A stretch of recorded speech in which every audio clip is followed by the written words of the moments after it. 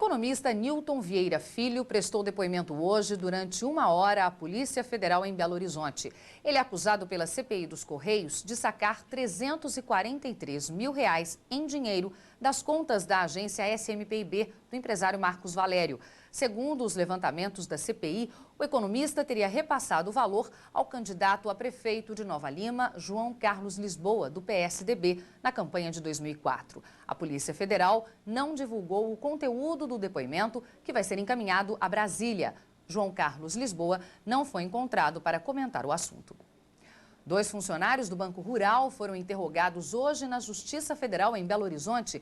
Eles são acusados de participação em um esquema que enviou milhões de dólares para fora do país ilegalmente. As transações foram investigadas pelo Ministério Público Federal. Os interrogatórios não puderam ser filmados, apesar da audiência na Justiça Federal ser pública. A assessoria do juiz Jorge Gustavo de Macedo informou que o processo é sigiloso. Fica paradoxal, né? Se o processo está em segredo de justiça e vai acompanhar o interrogatório, o juiz determinou agora que não pode. A denúncia do Ministério Público Federal é contra 5 diretores do Banco Rural, um ex-funcionário e um doleiro. O principal acusado é o atual vice-presidente do banco, José Roberto Salgado, que vai ser ouvido amanhã. Nesta tarde foram interrogados Vinícius Samarani e Francisco de Assis Moraes Pinto Coelho. As transferências internacionais de dinheiro teriam sido feitas usando os nomes de 328 laranjas para ocultar a origem e os beneficiários das remessas. O dinheiro passava por várias contas até chegar ao Uruguai e às Bahamas. E de lá seguia para os Estados Unidos. Mas as contas americanas não foram identificadas, segundo os procuradores da República. A acusação é de formação de quadrilha e de gestão fraudulenta de instituição financeira.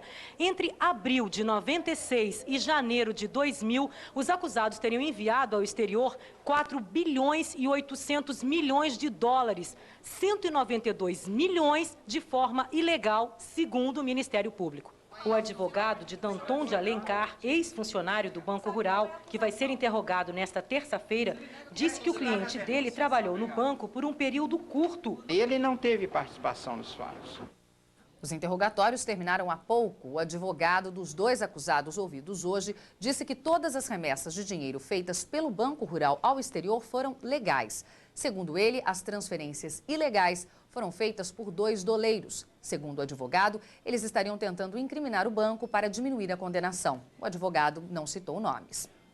Novo técnico, velhos problemas. O Atlético começou a semana lamentando mais uma derrota no Campeonato Brasileiro. O Cruzeiro, que também perdeu no fim de semana, quer se recuperar diante do ex-clube do técnico Paulo César Guzmão.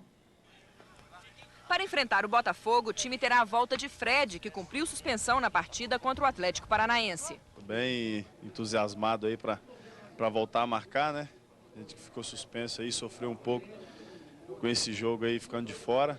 Mas se Deus quiser, vamos voltar e ajudar a nossa equipe a conquistar as vitórias novamente. Mesmo sem o artilheiro, o Cruzeiro fez 4 gols em Curitiba, mas levou 5 e caiu do 5º para o 9º lugar na classificação. Uma vitória no próximo jogo pode deixar os mineiros outra vez entre os primeiros colocados. O Cruzeiro está a 4 pontos do líder Corinthians. O Corinthians perdeu, né? Muitos times também perdeu, o Ponte Preta também perdeu. Mas nosso objetivo é, contra o Botafogo, fazer uma excelente partida para que a gente possa conseguir o resultado. No Mineirão, a estreia de Marco Aurélio à frente do Atlético não evitou a 6ª derrota do time em 10 jogos em casa neste brasileiro. Para o técnico, o resultado diante do Fluminense poderia ter sido até pior. Hora nenhuma nós conseguimos aproximar, chegar, começou a sair para desespero, correr, aí ficou difícil. Aí o Fluminense, segundo tempo, o Fluminense comandou, 2-1, ficou de bom tamanho, poderia ter sido de 3, 4, 5, o Fluminense nos contra-ataques fez por merecer. O Atlético segue em penúltimo lugar na competição. Para o jogo contra o Curitiba, o time não terá Renato e Quirino. Eles chegaram atrasados ao treino de hoje, foram multados pela diretoria e não viajam com o grupo amanhã cedo para a capital paranaense. A situação do Atlético é crítica. Precisa vencer 12 dos próximos 24 jogos para fugir do rebaixamento. Olha, a pressão sobre o time é grande, mas não surgiu de uma hora para outra, não. 1-1, os argumentos, as justificativas foram caindo durante a competição. Então agora a ilusão de que o elenco é ótimo finalmente se desfez. Onde estão os conselheiros? Passou da hora deles se mobilizarem. O time é da torcida, mas o clube é dos sócios. Então tem que haver uma ação conjunta, nem que seja para proteger o patrimônio. Os jogos do Atlético contra o Coritiba e do Cruzeiro contra o Botafogo serão na quarta-feira. Uma boa noite para você e até amanhã.